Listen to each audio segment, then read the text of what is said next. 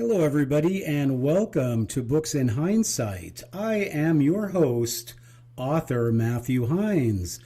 Today we have the lovely Dr. Paula Fellingham. She's just back from the Parliament of the World's Religions, and she's going to be here today to talk about her Global Prosperity Initiative, as well as a few of her books to include Solutions for Families.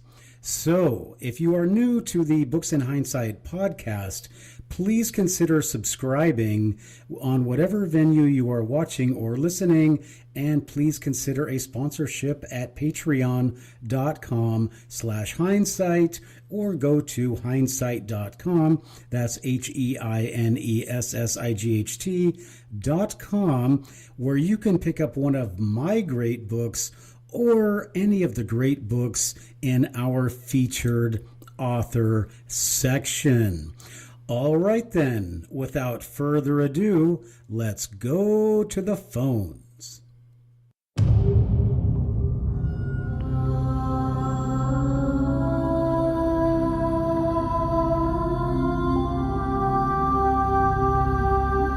Welcome to Books in Hindsight, the only podcast where hindsight is always 2020. And we explore the great books, works, and ideas of the century.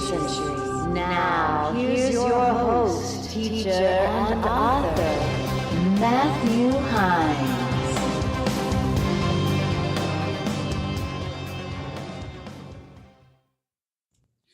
Hello, everybody, and welcome back to Books in Hindsight. I'm your host, Matthew Hines, and I am here with Dr. Paula Fellingham. Now, Paula has been very busy lately, and she just returned from a conference in Toronto last week, and we're going to talk about that in depth a little bit later.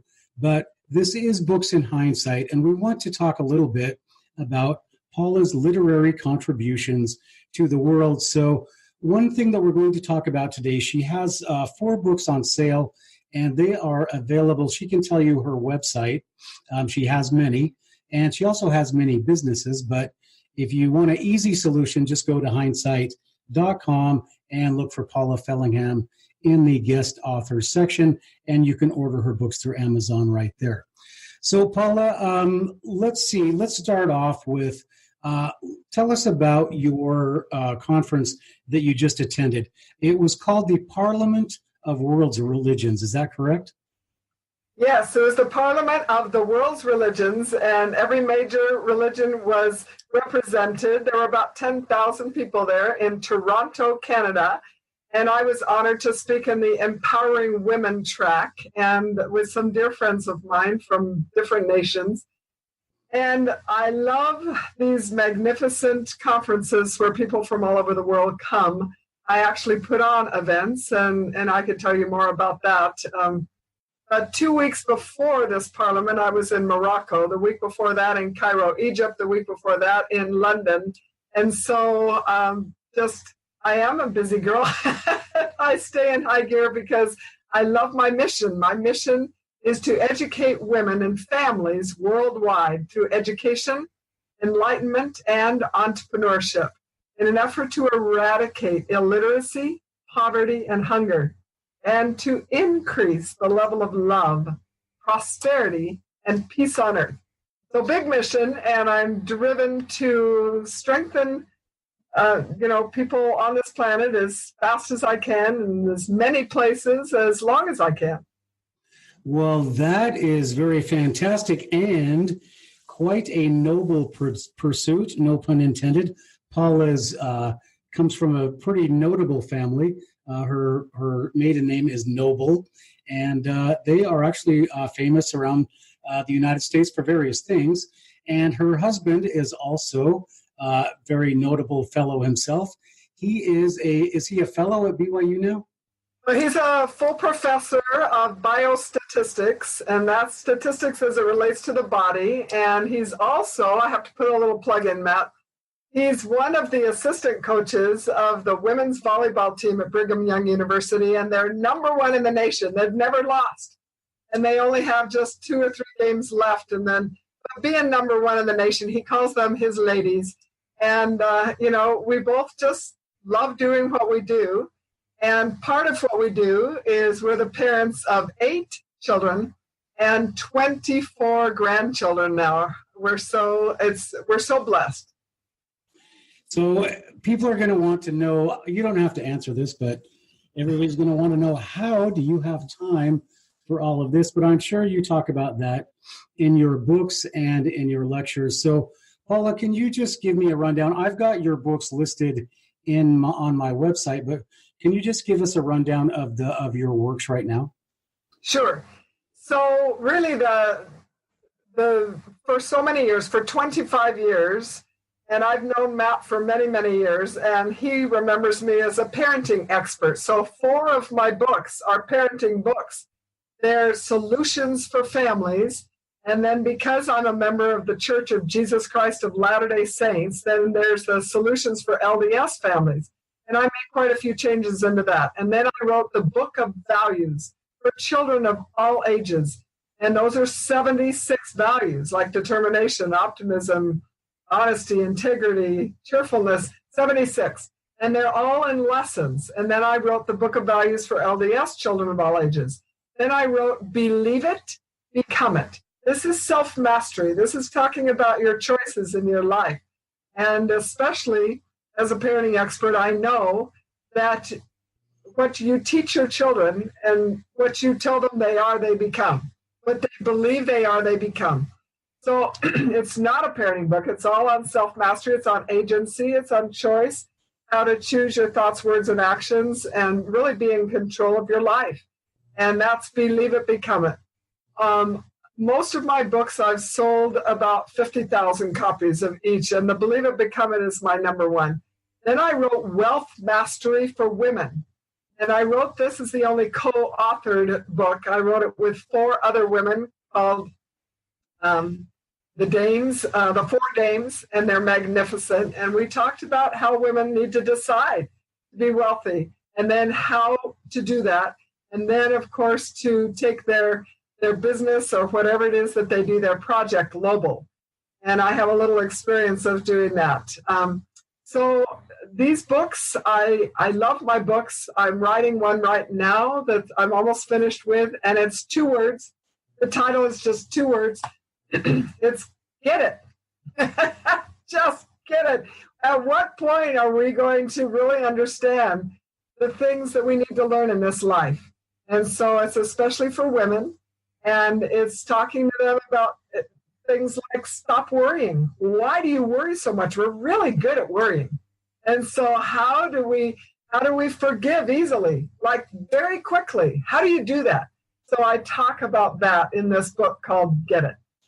Okay, that is fantastic, Paula. And we're going to talk, you've covered a couple of topics right now. You talked about your Latter-day Saint faith, and that's going to be interesting when we talk about your conference. I just want to mention that today is Veterans Day, and Paula also raised 2 very incredible boys that have served. I believe they both served in the Special Forces, and I don't know if I'm allowed to say that, but they both served overseas in Afghanistan, and I believe they both have served in Iraq, and both very good athletes like their rest of their family. And so, Paula, I had a Navy veteran on. We were talking about his book, and I kept saying that, there's some people who talk the talk, but, this guy walks the walk. And, you're another example of this. People come out with their self-help books all the time, but you can look at your life, and people can just look at you and say, boy, I have a lot to learn from that person. So, yeah, we could sit here and talk all day long about your incredible resume, but I just want to also mention before we get too far into this that Dr. Fellingham has been, and I'm so used to calling your husband that, it's going to take time to get used to this, but Dr. Fellingham has been decorated by Barack Obama and by George Bush Jr., and she also has a quote from Colin Powell on one of her programs. So she is well known and well respected throughout the leadership of the United States. So it's a real pleasure to have you on here, Paula. So let's get into our interview right now. I want to talk a little bit about your conference. We're going to talk about the Global Prosperity and Peace Initiative. But right now, let's talk about the Parliament of World Religions, because we want to, you're coming in as kind of being a Latter-day Saint, or some people would say Mormon, which you can't say anymore because and Paula, I think I mentioned that in my book, Deceptions of the Ages, how people should not be called, Latter-day Saints should not be called Mormons, because it's so derogatory. And I like to humor myself and say, well, it looks like the prophet read my book. So maybe he did, maybe he did. So anyway, Paula, you go into the Parliament of World Religions as a Latter-day Saint, an up-and-coming religion. And I heard a Catholic priest one time talking about extraterrestrial life, saying, well, we are talking about there is extraterrestrial life, and we want to convert them before the Mormons do. So you're coming to these conferences, or this conference, as kind of a smaller religion, but a growing religion. So I have to ask you, first of all, what was the point of the conference in the first place? And I love that question. I appreciate all the wonderful things you said about me. I want to talk about the Parliament on World Religions, which I will do in about 15 seconds. But I just want to let you know that these two wonderful soldier sons, one of them is a Green Beret medic, Special Forces. The other has just been in for a much shorter time, has not been deployed, and is in intelligence. So just wanted to clear that up, hence, just to make sure that we're telling the truth here, and you didn't know, so I just wanted to clear that up. So the Parliament of World Religions is a place where people can come and share their ideals, their thoughts, their theories, their beliefs, and in a way and it's always been done very lovingly, very kindly, very open-mindedly. I sat at the feet of the Hindu wonderful, a man who has an ashram with 1,000 rooms that people come. His last two visitors there were Prince Charles and his wife, and then Sting. And so it's like, wow, it's amazing. But we come in an effort to understand each other, because it's one of the first steps to peace on earth, right? If we don't understand each other, then there's conflict and contention and misunderstanding that doesn't get us to peace. So the main goal of this conference is really to share our beliefs in a way that we focus on how we're alike. And that we're much more alike than we are different. We are so much more alike. And I find this in every nation that I've been to.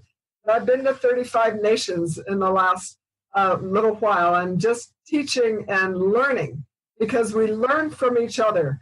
But I never experienced, in the many days I was there and in the ones that I've gone to before, I have never experienced any contention or animosity or a feeling of jealousy or just trying to put your religion before another religion. None of that exists, because all of us come wanting an end goal of making a better world.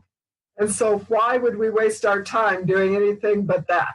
And so spending hours and hours and days learning about the theology of other religions, and not just religions, but faith-based belief. There are many, many organizations that aren't religions. And, just learning about these faith-based organizations is so delicious to me. It's so delightful, because I yearn to help my brothers and sisters on this planet. Okay. And how can I help them unless I understand them? And there are so many millions who aren't Christian, and they're curious about the Christian belief. We should be curious about their beliefs. And then when we find that it all came from the same source, and that we all believe in so many of the same things, it's just unifying and it's empowering. And yet no one goes away. I I didn't know of anybody. Maybe that's not true. Maybe I was going to say no one goes away a different religion. But what we all go away is with a greater understanding, a greater love for our brothers and sisters, and a feeling that we were able to share our beliefs in ways that weren't criticized, that were not judged. And you never get a feeling that someone is judging you or criticizing you. And that's a delightful place to be with 10,000 people. Okay, well, Paula, that is, okay, you are, again, I have to use the term noble pursuit, but, in a world where all religions, and we can just blame leadership and media and people who make money off of contention because their ratings go up because they get people riled up. You're a rebel. You're going around telling people, oh no, people of different religions can actually get along. And I just want to throw this in that in my time in the Middle East, being LDS, people were so shocked that we had so much, like with the Muslim religion, we had so much in common with them. The tendency for prayer, the original thing with polygamy, the idea of a prophet, so much of, and then of course you have the word of wisdom, no drinking, and so there were so many things that I was able to talk to Muslims about that were actually my students when they asked me, because the first thing they want to say is, "Are you Muslim?" And no, I'm Christian, but I'm LDS, and so they'd say, "Well, what is that?" And then they would say that, oh, and then some of them would say, "Oh, I know about that religion because you're very nice and you have the temples." So, people do know a lot about the Latter-day Saint religion. I'm just going to throw this in as an aside, is when I was in Saudi Arabia, the king of Saudi Arabia, his accountants are always LDS. And the Mormon religion is the only Christian religion who was ever allowed, or I should say Latter-day Saint, only religion ever allowed to proselyte or send missionaries into Saudi Arabia. They stopped it, but the king allows Latter-day Saints to meet, and no other Christian religion is allowed to meet in Saudi Arabia. Of course, you have to do it in secret, but they are allowed to meet. And the king of Saudi Arabia and their family doesn't trust anybody but Latter-day Saints to take care of their finances. So you're coming. You may think you're coming from kind of an unknown religion, but a lot of people, or I may have said that, a lot of people do know a lot about the Latter-day Saint religion. So you're going out in the world and you're trying to find common denominators. Yes. Yeah, and so speaking of Saudi Arabia, right across the bridge is Bahrain. And when I was in Bahrain the last time, I've been a couple of times, and I went to a Muslim mosque and put on the full burqa, just had my eyes showing, and I was in this wonderful sacred place, and I was reading, and translated from Arabic into English, I was reading their prayer. And tears behind this black burqa were just streaming down my face because it's the same prayer. It's so similar to the prayer that I pray.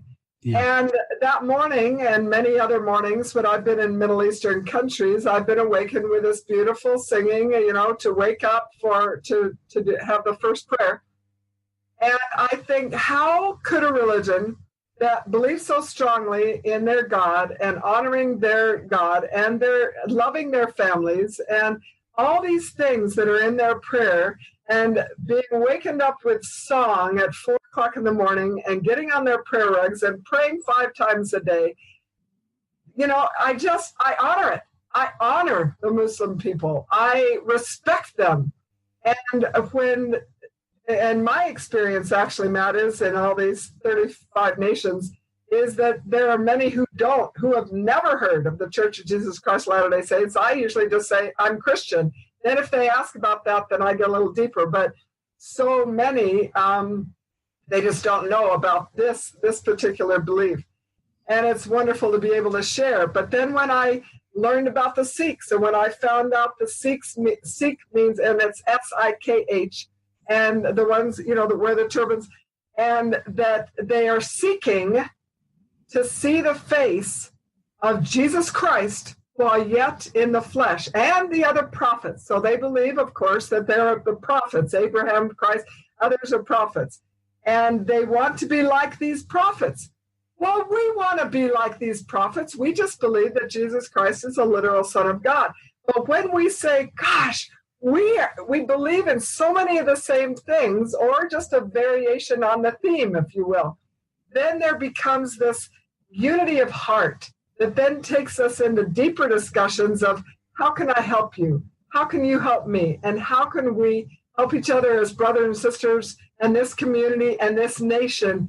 And then, that's my work. So it's pretty exciting to be out there in the world, and especially these Middle Eastern countries, and just become so close with people who, from a distance, people think we're so different. Close up, we know differently. Yeah, and if you go into things like Buddhism, the Latter-day Saint religion has just about like things in common with every, like the whole, Yes. the universal whole and the universal one. So yeah, there's so many things that actually bring us together. But I have to touch on this, that what is the role, and I'm just going to preface this by saying that there is a stereotype of women in the Latter-day Saint faith that basically women in the LDS faith are second-class citizens, that they are told what to do, that they have no freedom, and they have no choice in their life. And, the same thing applies to the Muslim religion as well. But if you look at it in close-up and in reality, the women of those religions control those families. And so when you talk about having power, people think that women in our faith and in the Muslim faith don't have any power and they're just hapless victims. But the fact is, they have almost all of the power because they control the family. So what do you have to say to people who say, well, you're a woman in a faith where people tell you to do, and you don't have any real freedom? What would you say to that? I just lovingly tell them they're wrong. And there are false beliefs. And so many Christians have false beliefs about the Muslims. So many, they have false beliefs about the Church of Jesus Christ of Latter-day Saints. The women in this church and the women in every Muslim woman that I've ever met does not believe with what you just said. They absolutely believe that they are empowered within their family. They're empowered. They have huge choices. They don't feel, it's not everyone I haven't met. I've met some who have been abused and that, but most of the women from healthy, good, strong well-being and healthy relationships with their husbands, those women feel very empowered. And they run the family, they teach the children, they make the decisions in the home, and most of them don't want to make political decisions. They don't want to make these other decisions. And the same in the LDS faith. I don't want to do what my husband does. He has authority to do his things. I have authority to do my things. And I'm not trying to be him. And women who are happy in their lives and within your realm of what you are able to do that really well. Don't look at what it's something that you are asked not to do and say, I want to do that. Do what you can do really, really well. And be fabulous mothers, be fabulous wives, train your children well, and have a beautiful heaven on earth in your home. And I'm so happy to know that you have been in our home many times, Matt, and you know the great love in our home. If women focus on loving their God, loving themselves, and loving their husbands, and if they don't have husbands, their children, their friends, their families, if they do that really well, and then that's enough. They don't have to be feeling badly about things they can't do. Why waste your time Do what you can do, but do it with excellence. All right, well, that is great. So can I just ask you some questions about the conference itself? Can you tell me some of the religions that were in attendance? Name the religion. All major religions were there. Catholics. Yeah, and there was an expo, and they had hundreds of booths. Everybody had a booth, and you go by and you can get their literature and learn about them. But yeah, the LDS Church, the Catholic, the Methodist, the Presbyterians, those are Christian. But then, of course, all the other beliefs and many that aren't religions. Let me tell you about one. The Brahma Kumaris. Have you ever heard of the Brahma Kumaris? Mm-hmm. So, well, you're married to Sangeeta. She's from India, and we know the Brahma Kumaris. They have 9,000 campuses worldwide. They teach love, harmony, unity, and peace.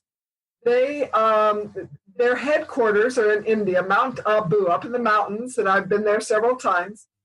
They are run all by women. It was started by a man 80 years ago, and he gave the authority when he passed to these women, and they've grown, and their leader is 101, Dani Janki Ji, and she's magnificent. These women, and they have over 1 million followers in 80 years. They're doing some things right. And yet, who in the world who hasn't been to India has ever heard of the Brahma Kumaris? But there are over 1 million with 9,000 campuses. So there's so many people doing really good things, Matt, that you never even hear about. And so, but they were there. They had a booth. They had speakers. They were all white. The Buddhists, many of the Hindu, they wear orange. They were somewhere, they wear different colored outfits. I wear a smile and just try to shine the biggest light that I can and talk to as many people as I can and learn about them and how I can serve them. But that is, that's really, so it sounds like a plug for the Parliament of the World's Religions, but I would love your listeners and your viewers to look into that and go to the next one. They're every 2 to 4 years, and they haven't decided where the next one's going to be, but you could go to Parliament of the World's Religions. Just Google it. I love that that's a verb. Anyway, yeah, it's, every major religion and many, many faith-based organizations were there. Okay, I want to ask you, so there were the Muslims were represented there? Lots. Okay, and was there any feelings of animosity or nothing? Yeah. And I was there for many days. It's a 7-day event. And no, because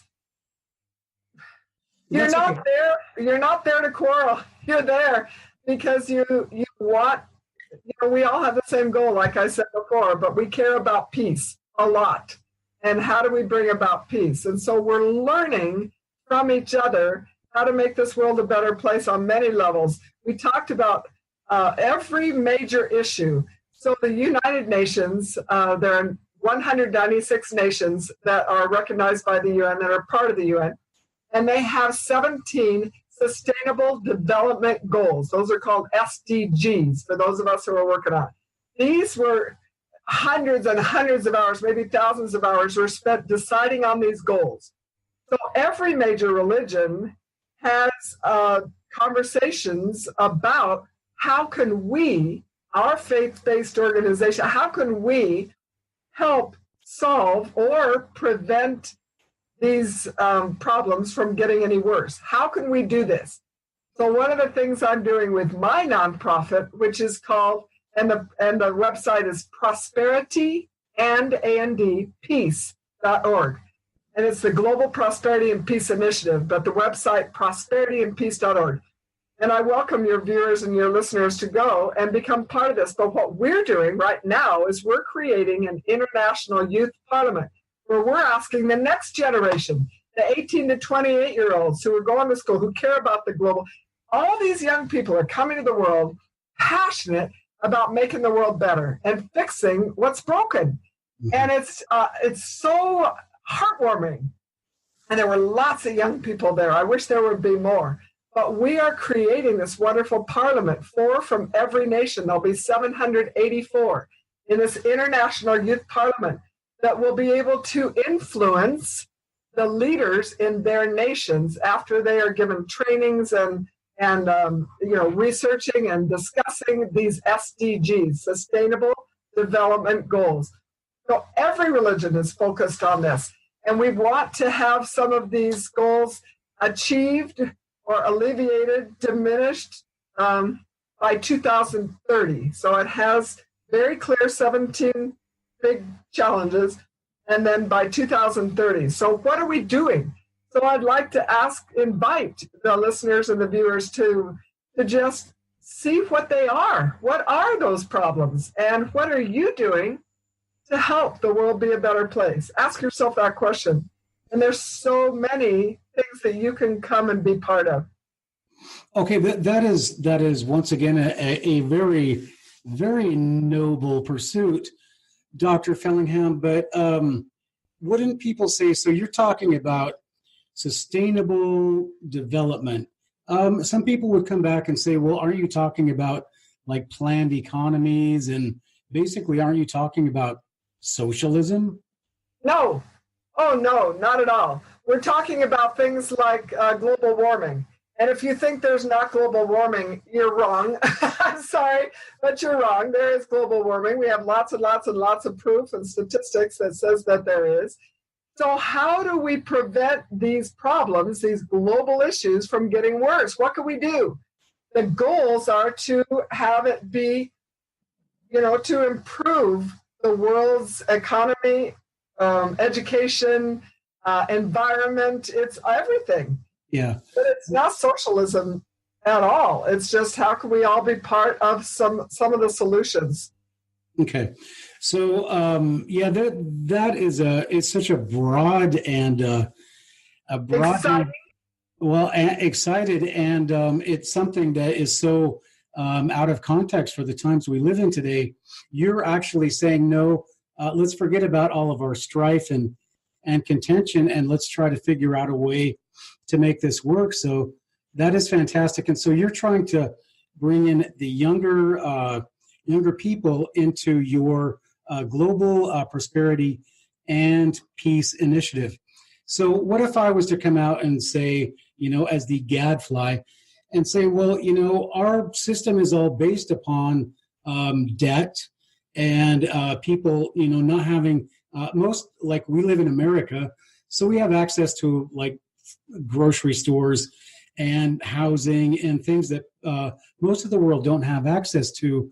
So what would you say to people who say, well, this is just this is kind of a dreamer, it's a dreamer mentality, and it doesn't really match what's happening in the world? What would you say to that?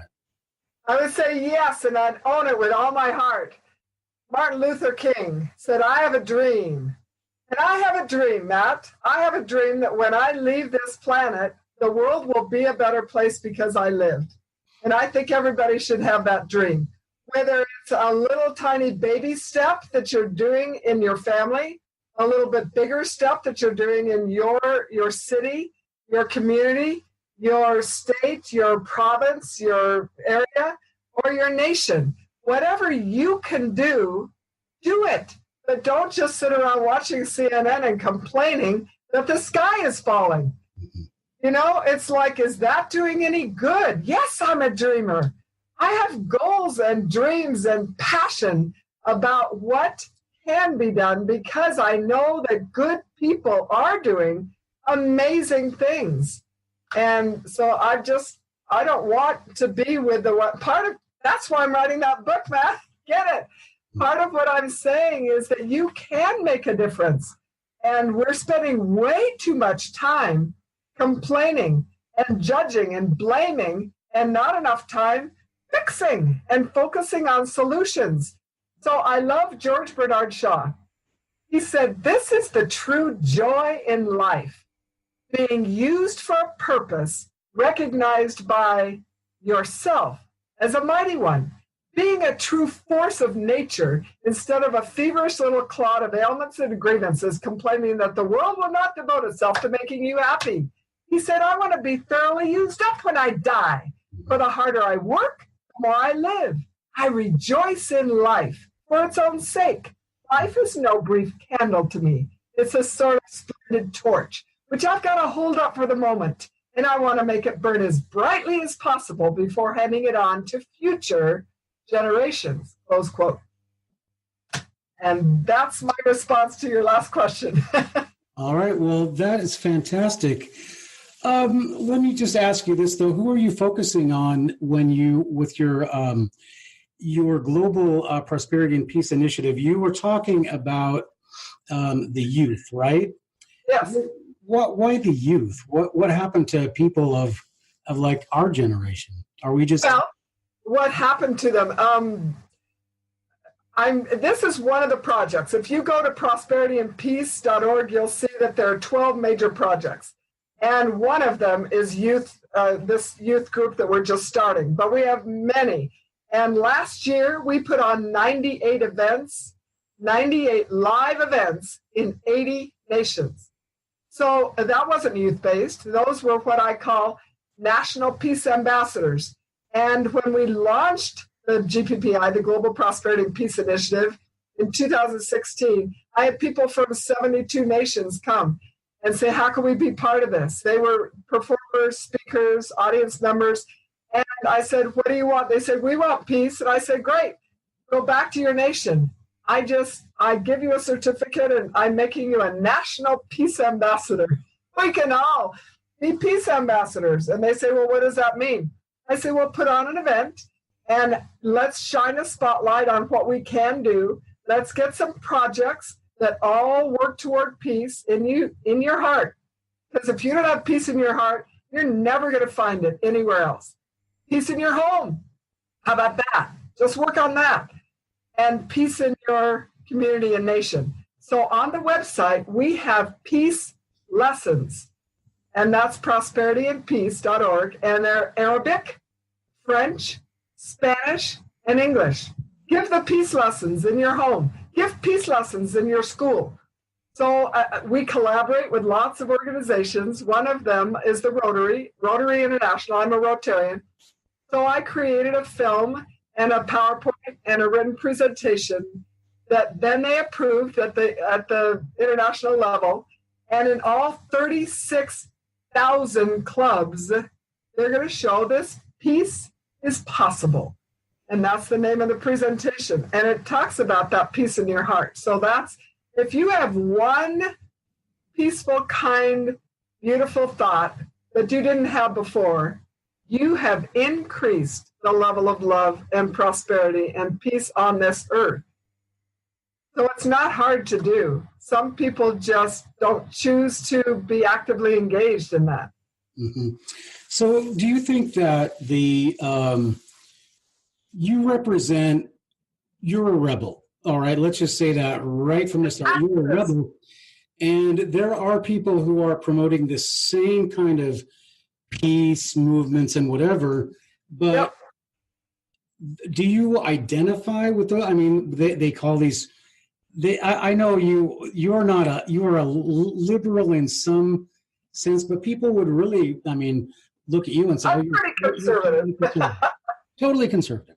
But people would also say, well, you're talking about, you're a peacenik. You're one of these dreamer types and this isn't really reality what you're talking about. And so it's reality. Well, but that's what I'm trying to get at here is you have like in our country now, you have, they've tried to divide us into two camps. Yep. The conservatives and the yep. liberals, right? Yep. So here's Dr. Paula Fellingham, and she's out here, we're got this immigration thing. We've got all this strife in the country, people trying to overthrow our government. And you're sitting here talking about peace. Yep. What do you are? So, but you're not like one of these liberal global warming people, are you? Of course not. You're not hanging out. I'm a peace activist. I'm a peace activist. I am encouraging people to have peace in their own heart. Control your thoughts, words, and actions. Be kind. Have kind thoughts. Do the things that you know you've heard so long. But if you fill your mind and your heart and your time with just worrying and complaining and blaming, yes, we have an administration that is doing some things that have never been done before. And a lot of people are clicking their tongues and others are saying yes, yes. And yes, you can imagine all over the world where I go, people are saying, you're not the United States of America. You're divided. And they laugh at us. And we are losing a measure of respect. That started back when we did nothing, when Clinton made choices when he was the president with Monica Lewinsky. I've been active internationally for many years, and I've been hearing this level of respect for America, diminish through the years. And yet, what do? Are we going to spend our lives, our precious minutes, our precious days, our precious weeks and years complaining, or are we going to do what we can in our part of the world to make our hearts, our homes, our families, our communities as peaceful and loving and kind and working toward the good as we can? What's your choice? It's just people are choosing to spend so much time now in thinking and talking about things that they can't really change. Okay, they can do some things, but I'm combating the negativity with positivity and with action, not just talking. My body's in Agadir, Morocco, and in Cairo, Egypt, and in London, in the UK, and at the Parliament. I'm actively working at this, and I don't expect everybody to do this, but I'm just saying, how much peace is in your own heart? How much peace is in your own home? Then don't point fingers at the administration or anybody else. Get your world peaceful and loving and kind and fix you. Okay, so let me throw this. That sounds harsh, doesn't it? No, we're gonna. It's fine.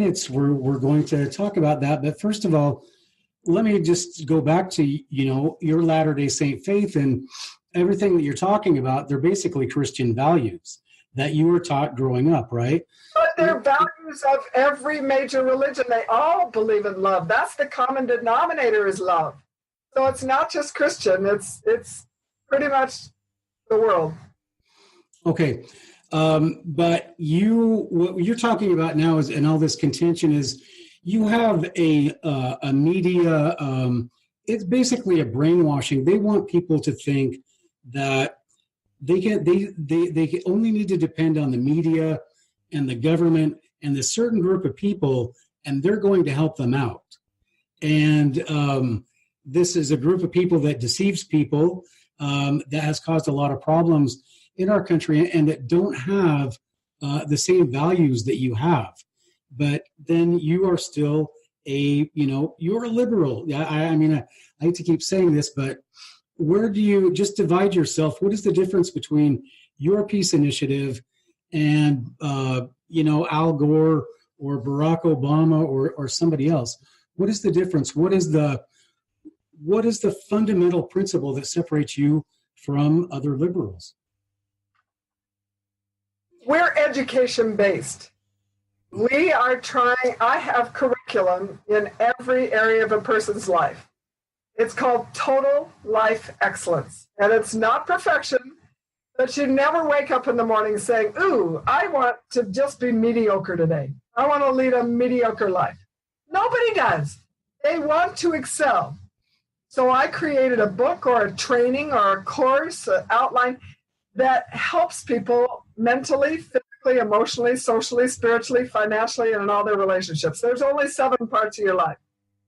So everything I do is trying to share principles that I know create happiness, that I know increase the love, for your God, for yourself, and for your family, and for your fellow men. And what and I don't see a lot of people out there putting on 36,000 events in a single year. Like next year, I'm not putting on the event, but I'm speaking because of my collaboration. That's really my middle name. It's Paula Noble Collaboration Fellingham, because I couldn't do this without collaborating with wonderful people. But it's all, let's teach them. Let's teach them. Let's touch their hearts. I'm not out with banners. I'm not striking. I'm not walking around. I'm a mentor, a global mentor, trying to teach people that there's a better way to live your life. Would you tell people to turn off their television? That I'm what? Would you tell people the first thing they need to do is turn off their television and stop paying attention to the negativity? No, because what if they're watching National Geographic with their children and spending quality time with that? It's your priorities. What are you watching on television? I would have them say, stop, read the headlines, know what's going on, but don't spend your life thinking about the problems in the world.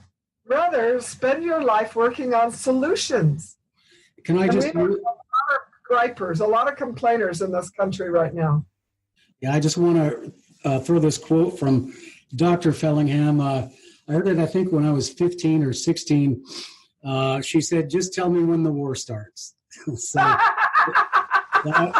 remember that. In fact, I was going to mention that because when you were 15, 16, and we met each other, knew each other, I was in the middle of raising. How many children do I have? 8. Well, you knew 6 of them at that time. And they were all 2 years apart.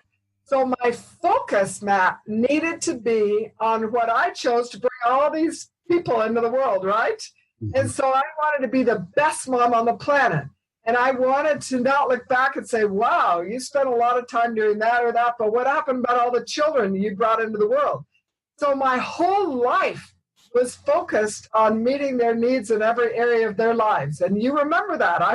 My whole life was. And I said to my husband, I don't have time to learn all these global issues. Just tell me when a war starts. And so I love that you remember that. But things change, and my children now are magnificent and all love each other. They're all best friends.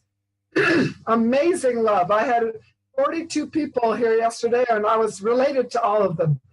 So we love each other, and I did that in a way that I have great feelings of, like I did that right. I did that well because I gave it my time and my whole heart and my whole passion, and God helped me because I asked. But now they're all grown. My oldest child is 44 years old.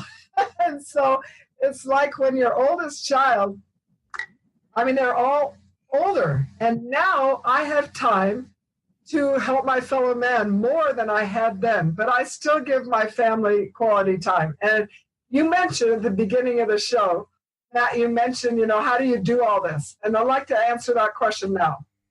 I don't like the word balance. And I tell women all over the world, I'm not balanced. There's nothing about me that's balanced. When I'm with my family, I don't, my grandkids, I have dates with my grandchildren all the time, and I love it. But I'm just focused on them. I'm not thinking about my business, and I'm not thinking about the people in Finland or anywhere around the world. I'm just focused on them. I'm not balanced at all. When I'm with my husband, my darling, darling husband of 47 years, I'm with Gil. We're just there. We love each other so strongly. And when I'm in Egypt and I'm on a stage and talking to hundreds of university students, I'm thinking, what do they need from me? How can I best communicate with them? And they all speak Arabic, and I've got a translator. I'm not thinking about my family. I'm not thinking about my books. I'm there. I'm not balanced at all. So I'm rarely balanced, but I compartmentalize. I'm able to then say, I can be with my family without that backstory going, I wonder what's happening with the person who's putting on the event in Dubai tonight. I don't think that way. I gave them the the stewardship. They're putting on the event in Dubai or Abu Dhabi or any of the many places, 152 countries. And I think that that's important, that people are able to not have, multitasking is good, but it's so important that, like when you're with your beautiful Sangeeta, that the back isn't thinking about any podcasts or anything else. You're thinking about that beautiful wife and her needs. And well, Paula, actually, I've got to stop you right there. That's your key to success right there. And I think that people really need to take that in the heart. If you learn, you can learn so much from this podcast, but you're talking about focus. And I'm not going to sit here and tell you that when I'm with my wife, I'm not thinking about, what are we going to do about the immigration? I ran for the Senate in Washington State because I am so worried about where our country is headed and some of these leaders that we have. And I'm very worried about, our own religion. So, but spend time worrying about that in a block of time that's your whole focus. Yeah. You're not thinking about your health or Sangeeta or anything else, but you are giving that your full time. And I'm so sorry they did not elect you. They should have. Because I want to be the governor, actually. I would have liked to have been the senator, but I'd like to be the governor of the state. So anyway, but I just want to kind of consolidate what you're saying is that the key is, and how you've maintained your sanity in all these things that you do, is you stay focused on what you're doing. And I think that it was in Star Wars or something, they said you focus on what you're doing right now and don't worry about the future or the past. And you seem to be you are the Jedi warrior of that. And and you can teach us all. I think that's the cornerstone of your success, is just your ability to focus on things. Whereas I get distracted so easily by different things, and that's why I didn't pass your husband's algebra class. Because, But Matt, you are so bright, and you are so insightful, and even as a young man, you had such creativity, and you thought outside the box. You've always thought outside the box, and who cares if you could pass algebra when you could be a leader of men and women and guide them in a direction that they will follow and go a way that's better than what they had. I applaud you. You have made wonderful decisions in your life, and I want to honor you as a veteran. This is Veterans Day, and I apologize. I haven't even said thank you for your service, my friend. Oh, well, you're welcome.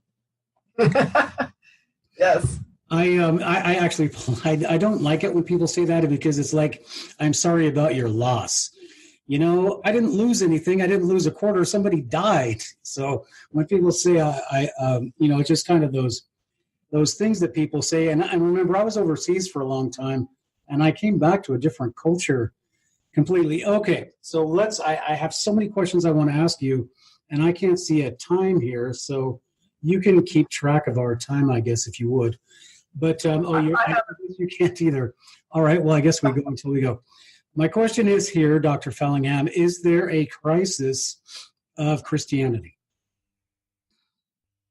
I think there are so many crises right now going on in the world that people almost need to just pick their crisis and work on that, because you can get totally overwhelmed with the many crisis on many levels. But yes, I think there is. I think that what just happened in the state, in Pittsburgh in the United States with, returning Semitism, and I'm just like, how can this be happening? Did we not learn from what happened in Auschwitz? And yet then you talk to the young people who were born, by the way, at the turn of the century, or in the 90s, and they didn't even sometimes study what happened in Germany. They don't even know about it. Exactly. So we have to remember that every new generation has the opportunity then to be involved in solutions of the crisis. And what I'm hearing from the young people right now is, you gave us a broken world. And yes, we're not going to just blame, but they do kind of blame us, but we're not going to just spend our time blaming. What we're going to do is try to fix it. So could you get out of the way a bit, just step a step to the side and let it be our turn now? And so I love that idea, but I know that when I was 20, I didn't know jack. I mean, I remember you at 20, and we were just kind of clueless. So here's the thing. I mean, I was 20 long before you were 20.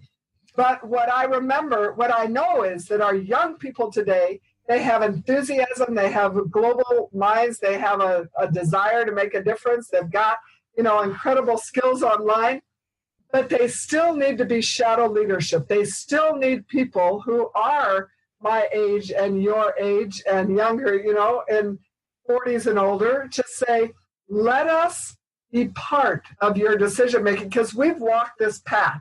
And yes, we might have made a lot of mistakes, but we've walked the path. And so my idea of the youth being mentored, and I love to see our young people, it's part of what we're going to do with the International Youth Parliament, is we're going to connect them with a mentor in the very second lesson, the very second week. We're going to connect them with a mentor, and they need that. So I think there are solutions, but nothing is just easy. I'm not naive. I'm optimistic, but I'm not naive.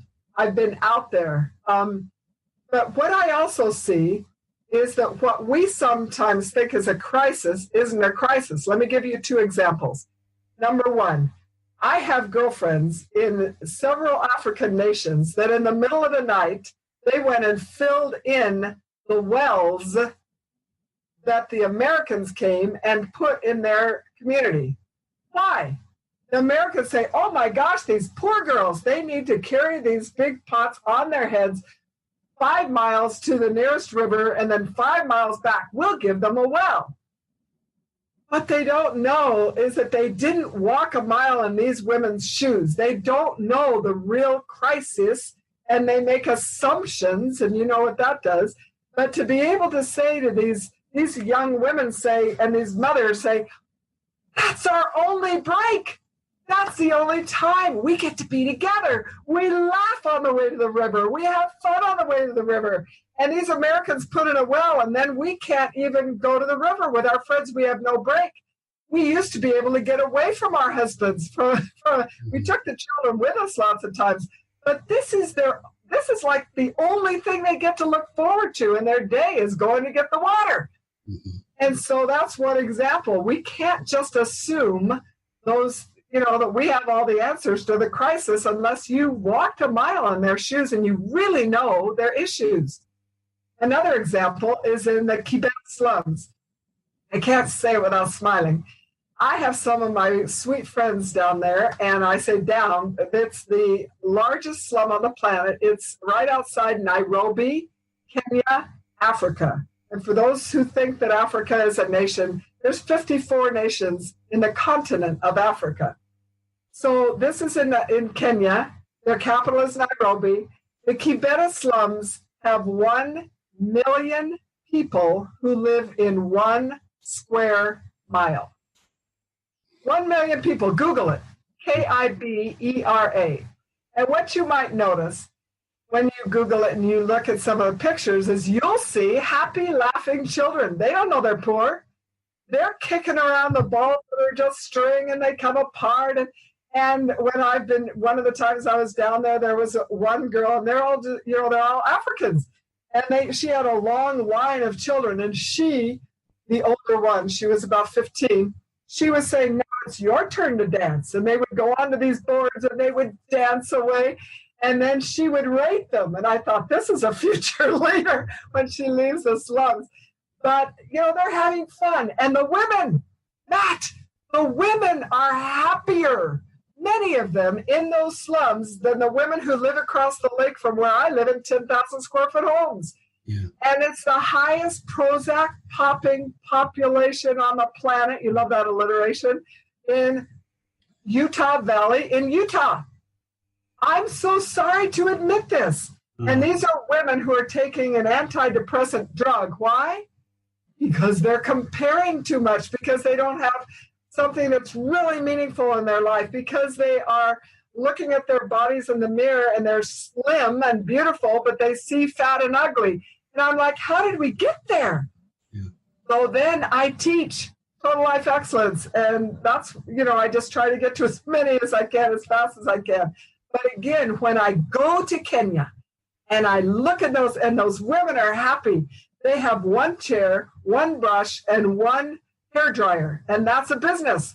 And the women are down there and she's fixing her hair and she's got her thing connected up to the illegal wires up above. They have no system of plumbing. You think about that. I smell it before I see it. Yeah. And I go down in, but the people, they have gratitude for every bite that they're able to put in their children's mouth. And that's one of the things we're missing. We aren't thankful enough. And we're focusing on what we don't have instead of focusing on what we have. Like, I don't know, our eyesight, our ability to walk, these simple things, Matt. And so it doesn't take, you don't have to think, oh, I wish I was the president, I'd make these decisions, I'd make a better world. Great, just make a better world where you are. Right, okay, so here's what I want to throw at you, and that is that I would say, and having lived in Oman and Saudi Arabia, I had students that, like I had one girl who told me that at one point we were living in a cave because we didn't have any money. And she said that was the happiest time of our lives. We were living in a cave and we were little kids and it was just great. Then we moved into a house. And another story that I want to tell you is that when the oil companies went into Dubai and they went in and they built these houses for these sheikhs, and the sheikhs got the first houses. And so what happened is they brought the sheikhs to the house and they said, okay, here's your new house. Go inside, check it out. And they just decked it out with all the modern things. They got them new cars. The first thing they did is they walked out in the backyard, put up a tent. They had no idea what to do with the house. So they just lived in the house or in the tent for a long time.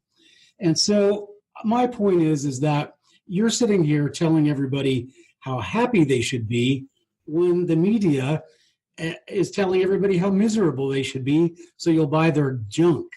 So we need a lot more Dr. Paula Fellinghams in this world, and it's just too bad that there's only one of you, but you've recruited my wife, so there's two. And she's going to be your perfect disciple, believe me. There are thousands and thousands, hundreds of thousands of us. There are all the Brahma Kumaris, there are so many of us. It's just that we don't have we're not on CNN, we don't have the mic, right? Mm-hmm. And so we do our work and there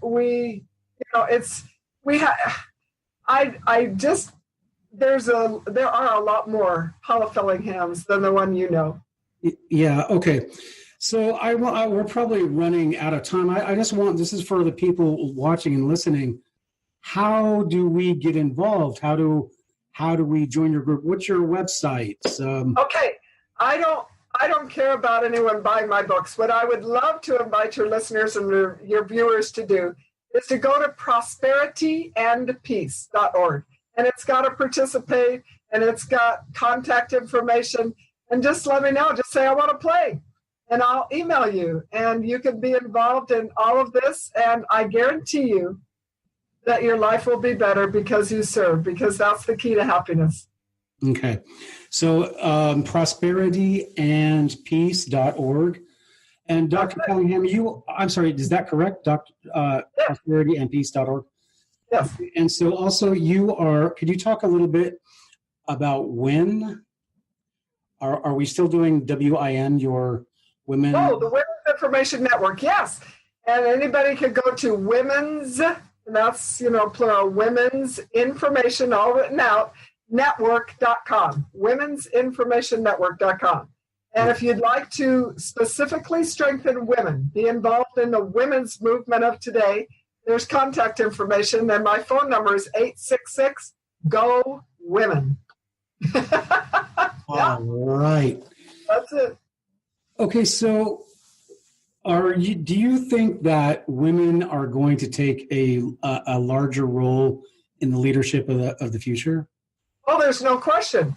Look at the statistics. There are more women in politics than ever before. There are more women who are, they're squaring their shoulders and they're lifting their chins, and then they're saying, you know what, we can do this. And that's not all right, what happened in the past, some who have been abused, and they're shining spotlights. I absolutely do believe that the Me Too movement went a little bit too far. And then what happened with, it doesn't matter. We don't need to go into it. But my point is, we don't need to be militant on any level. It's not like, I'm going to get mine. That has no place with real leaders. Real leaders lead with love. And real leaders lead with definite, defined goals that can be achieved. And my goals take a lot of people working with them because they're individual, family, community, and global goals. And if that's something that sings to your heart, I invite you again. And my name, Paula, P-A-U-L-A, Fellingham, F like Frank, E-L-L-I-N-G-H-A-M, Fellingham.com. It has all my projects on my website, my name's website. Okay, so let's go back to a question that I want to ask you. So I'm trying to get at this, and I haven't yet. Somebody like a Hillary Clinton, somebody like, I'm trying to think of a famous, what would they say to you? What would they say about you? I mean, they're on one side of a women's movement. Are you on the same side as them? And here's what I'm getting. Sides of the women's movement. I see the women's movement is something that is, it's individual, but it's very global, and it's definitely an improvement for women. I think that there are some women who have personal agendas that are different than mine. So I don't think we're on opposite sides. I think we have a different focus. And, I would, Hillary, I think that, she's trying to make some changes, but she would not be comfortable, I don't think, if I could say it this way, really working on some of the issues that I work on, because I don't have any ego in this. And I think that she is not trying to be judgmental, but I've just been watching, and I think that it's a lot about Hillary. And I think the great leaders of the world, it can't be about them. It has to be about what can I do to serve in the truest sense of that word. Thank you. That is the answer I was trying to get out of you. And you got an A on that. Because what I see is that people today are, like, I ran for the Senate. I didn't run for the Senate because I'm white or I'm a male. I ran because I think I'm the best guy for the job. I've been around the world, and I have something to offer. That's why I ran, and I think that should be the litmus test for anybody who wants to fulfill a leadership position. But what I see is these women, I'm running because I'm a woman. They don't talk about anything that they have to offer. They don't have any skills. They don't have any experience to speak of, but they're running because they're a woman, and then all these women are behind them. And you see in Seattle, for example, the whole city's a mess. The budget is overrun. They're going to have to start doing an income tax because everything they do costs way too much money because they don't know how to do anything. They don't know how to run a contract. They don't know how to run a city. They don't know how to run a department. So everything costs way too much. And they got elected because they were women, or because they were from a certain demographic. And that's one thing that you're so refreshing to point out, is that if you're going to look at a leader, what do they have to offer? And why do they even want to be a leader in the first place? And Paula, we see that you have definitely a lot to offer the world. And I'm not going to mention your age.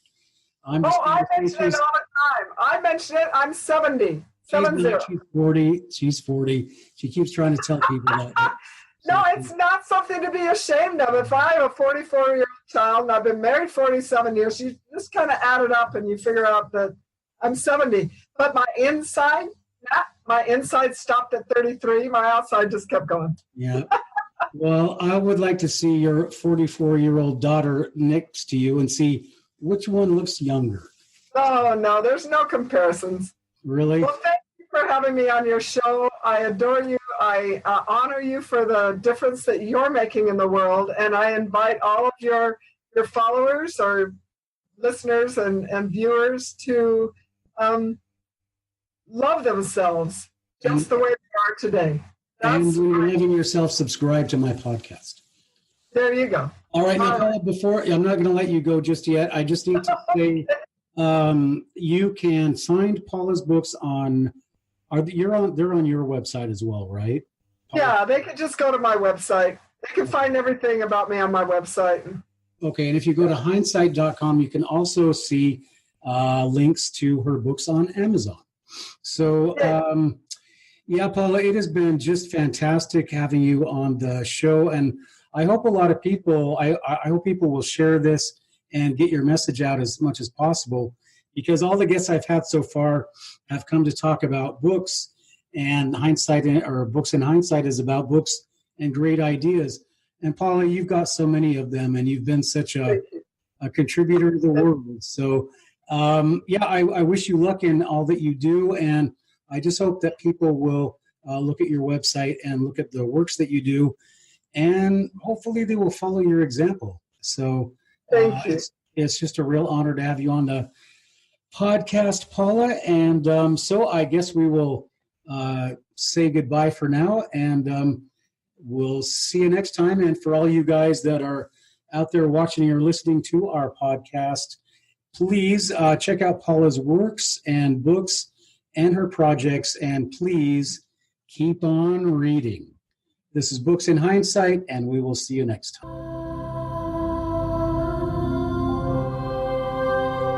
This has been Books in Heinessight with your host, Matthew Hines. Please join us for our next podcast and look for our archives on iTunes and go to theheinessight.com. That's HEINES site.com for great books by Matthew Hines and other great authors.